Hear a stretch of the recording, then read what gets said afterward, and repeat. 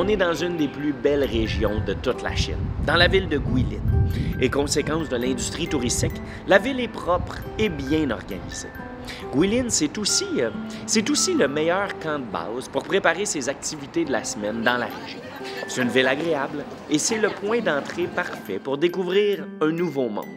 Un monde rempli de surprises, un monde empreint d'une ambiance mystique et un vrai petit paradis pour les amateurs de marche comme moi.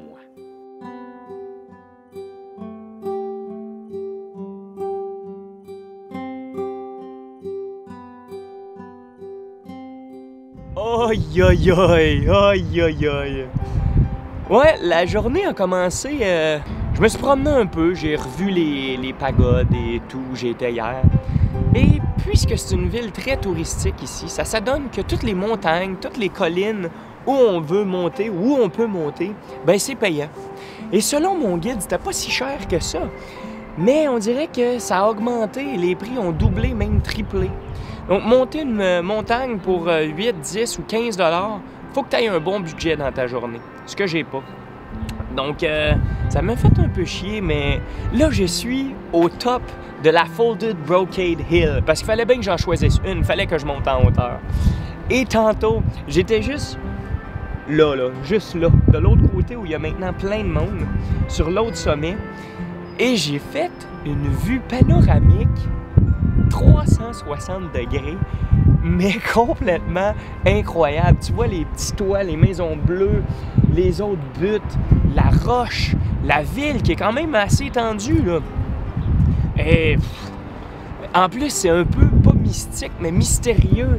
Les nuages au fond, il pleut pas, il fait pas super beau, mais ça donne une ambiance, une vibe assez cool.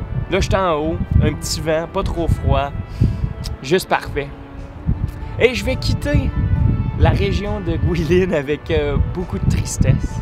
Beaucoup de tristesse. J'avais jamais vu ce genre de panorama-là.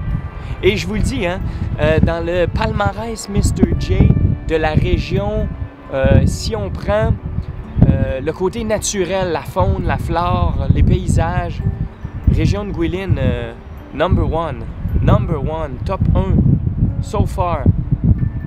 J'ai pas encore tout vu, hein, mais à date, il n'y a rien de plus beau, puis c'est diversifié en plus. Tu as les collines ici, tu as les terrasses de riz, tu peux faire du vélo, de la marche, du hiking, du bateau, du rafting. Il y a de tout, J'ai pas le goût de m'en aller. Surtout que ce soir, je prends un train de nuit à 6h30. Il va prendre 15 heures. Mais comme c'est mon moyen de transport de prédilection et que ça fait longtemps que je l'ai pas pris, ça va être cool. Manger un peu de soupe, parler avec le monde, écrire, lire. Why not? Mais je pense que je vais être capable de retrouver ce genre d'atmosphère et ces genres de paysages-là ailleurs en Chine quand je vais revenir dans 2 ou 3 mois. Il y a une place, tu sais, là, le film Avatar là, de James Cameron ou Lucas, je me souviens pas, mais il aurait eu son idée de Pandora, les montagnes flottantes en Chine, dans un parc national. Et je vais aller, c'est sûr qu'il faut que j'y aille, hein? Faut que j'y aille. Ils sont peut-être pas flottantes les montagnes, mais c'est trop cool, man. Les roches, les arbres, les couleurs, l'eau. Fait que c'est pas mal tout pour moi, hein, guys. Je retourne, j'ai 1h30 de marche pour m'en retourner à la guest house et me reposer un peu et partir en train. Wouh! Aucune réponse. Je l'ai pas fait en chinois. Cheers.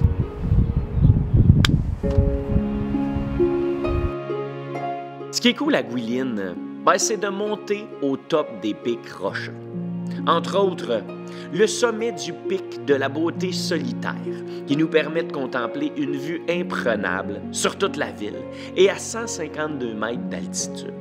Une montée abrupte, mais relativement facile. Et pas trop loin, on retrouve aussi la colline qui arrête les vagues. Une colline qui offre une vue encore plus spectaculaire. Bon, je vous épargne les détails, mais il y a plusieurs autres collines qu'on peut monter pour apprécier les alentours. Et en chemin, on croise des belles pagodes, des temples, des belles sculptures et des grottes assez cool. Sérieusement, vous pouvez facilement passer quelques jours ici parce qu'il y a beaucoup de choses à voir et à faire. De mon côté, étant donné que je suis toujours un peu pressé, ben je fais les musts. Je fais ce qui vaut vraiment la peine d'être fait. Et ensuite, ben, on s'en va voir d'autres choses parce que il y a d'autres villes à visiter, il y a d'autres régions de la Chine à visiter. Moi, de mon côté, je vous invite à liker la vidéo, à partager ça, commenter, envoyez-moi des messages et abonnez-vous à la chaîne On part travel tout en suivant la prochaine aventure. On s'en va pas mal plus loin. Bye bye!